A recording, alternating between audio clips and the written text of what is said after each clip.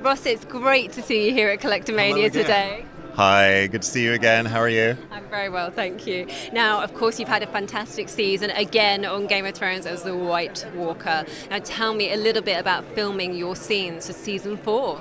Wow, season 4 was brilliant because I was asked back. As you know, I died in season 3.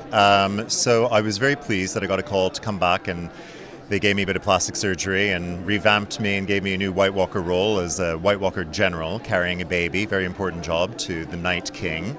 And I loved it. It was fantastic. Got back on my horse again, had a new set of armor. It was brilliant. Filming was fantastic because I got to ride my horse through a massive storm, a blizzard of shredded paper and smoke. It was very harrowing times, but I made it with the baby in tow.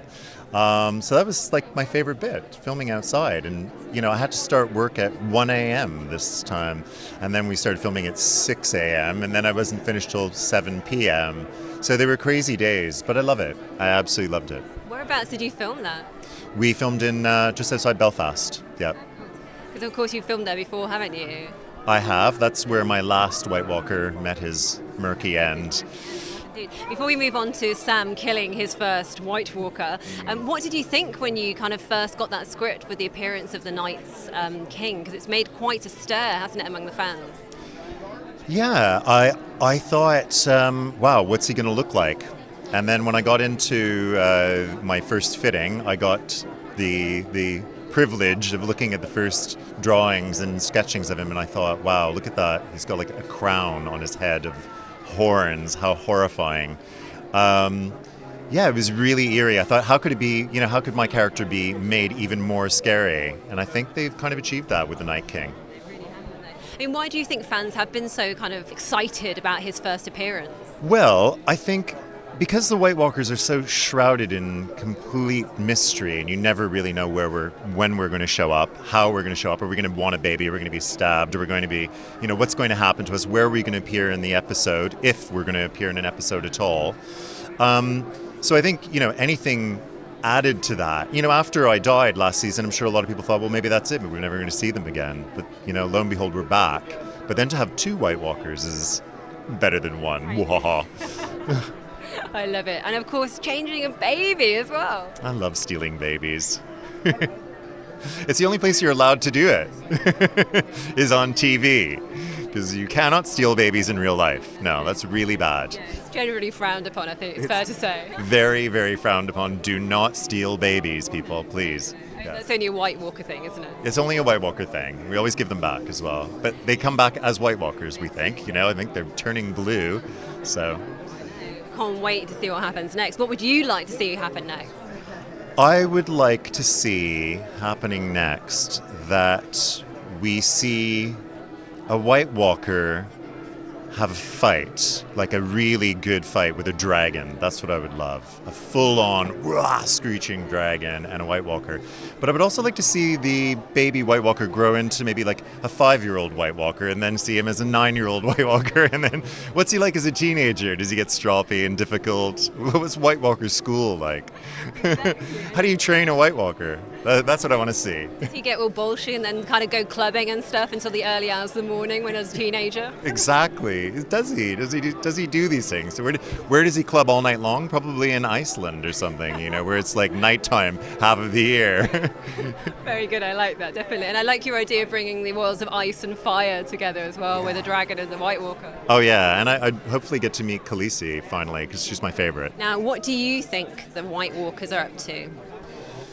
Well, I think the White Walkers are expanding. I think they're going to take the wall and surpass. Do you think that they want the throne itself? Do you think such human things are something that they want? I mean, I'm not sure myself. Why do they want to engage with others if they're so isolated in themselves? So there must be something that they actually want. What would that be? I wonder.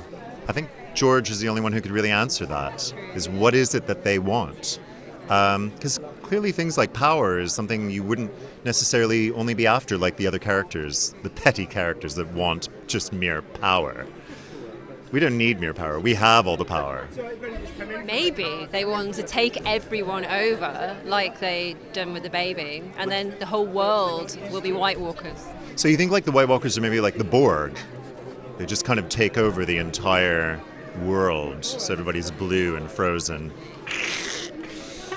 Only a world of ice, no fire anymore. Yeah, no fire. Fire bad. Ice good.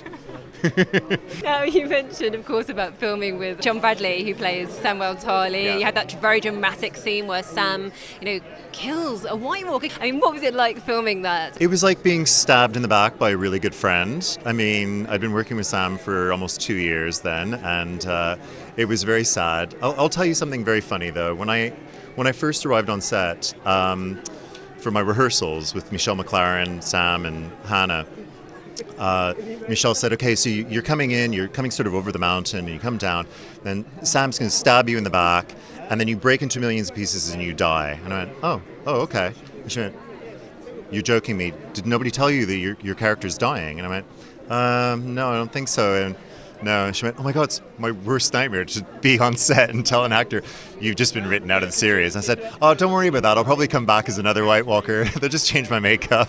She's like, okay, if you're cool with that, then let's continue.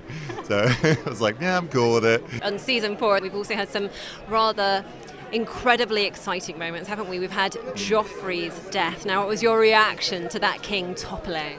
Oh, it was so good. I mean, after the Red Wedding last year, which was incredibly moving and sad, at the end of that season, I thought, okay, next season, somebody mean has to die, and it has to be good, and we have to really enjoy it, and that was really enjoyable. It was so lovely to see him gasping for breath, and his eyes desperate, reaching for his mother, looking around for help, no help to be found, turning sour, disgusting. It was brilliant. I mean, I loved it. And I think I rewound it and watched it a second time, to be honest with you. I'm that horrible and callous. I watched it twice. The thing that really bugged me, though, was I just wanted it to end there. But when they pointed it at poor Pete, and then I thought, no, it's not him. No, don't end the episode there. We just want to have a good feeling. We thought, no, but he's not guilty. No, he can't be. We love him. Now, if you could think of Joffrey's standout moments over the course of those last 4 seasons, which ones particularly spring to mind for you? Wow. There's, like, every time he's on screen, he's amazing. He's an incredible actor, that I will say. I think his character, it's just hard to believe that he's not that person, and that is always a really telling thing. The poor guy, he must have a complex. Everybody must hate him. But there are so many. When he first... the one that I really liked, though, was when he chickened out. He kind of cowered it out in that battle scene. That was amazing. Also, when he had the mud pelted on him, when they had that parade through the city, I loved that. People were like, boo, bleh. I loved all that. Like every time he's on screen, it's gripping. And his relationship with his mother, I love that. I loved how painful it was for her when he died. Because I love watching her in pain and her feel agony too. It's horrible. It's a great show. It makes you feel really mean and dreadful about it. You want people to be punished. It definitely evokes visceral feelings, doesn't it? God, yeah. That's what's great about it. Keep watching it. Going back to Joffrey's evil moments, and I thought was so depressing and horrible, was when he shot that prostitute with the crossbows last season. That made me feel very sad and depressed. And that whole sequence of events that was so ugly to me. I thought this world is so hideous and evil. I can't bear it. How likely are we to see Ross Mullan back in season 5 of Game of Thrones? That's what we want to know. Wow. I want to know that too. That's a really good question. Dave, Dan, you have the answers. Tell me, please. I mean, if you come back, what would you love to see your White Walker doing in future? I would like to see some battle. Because at my casting, they said, can you use a sword? Have you done sword fighting? I was like, it was the one thing I was able to say yes, because they said, do you ride horse? I was like, no. And they go, well, we'll teach you. And I was like, okay. But then I was like, no, I can sword fight, and I want to sword fight. So when I come back, I want to fight. I want to fight. Ross, I just wanted to ask you quickly about, you've got a movie coming up, Howl, a horror movie, and also Doctor Who. Yes, I've been on the new Doctor Who with the new Peter Capaldi. Yeah, I can't tell you anything about it. But look out for me. I'm going to be in a new episode, which is coming up in the new season. You'll be very excited. It's a all new creature.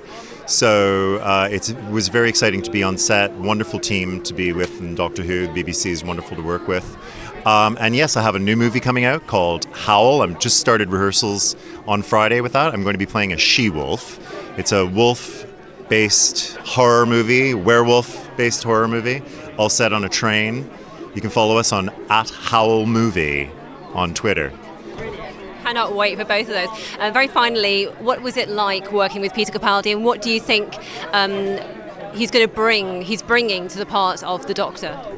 Wow. Peter Capaldi was amazing, an absolute gentleman, completely contrary to what you would think. He never swore at me once. I think he will be very cheeky. Funnily enough, for an older Doctor, he was very cheeky and very fun, very funny. He'll have the type of humor, but he'll also have he'll bring a kind of a wisdom and a sort of an edge to the character, which he has in all of his work, which is incredible. Fantastic. Cannot wait to see all of those things and lots more of you in Game of Thrones as well. Thanks so much, Ross. Thank you.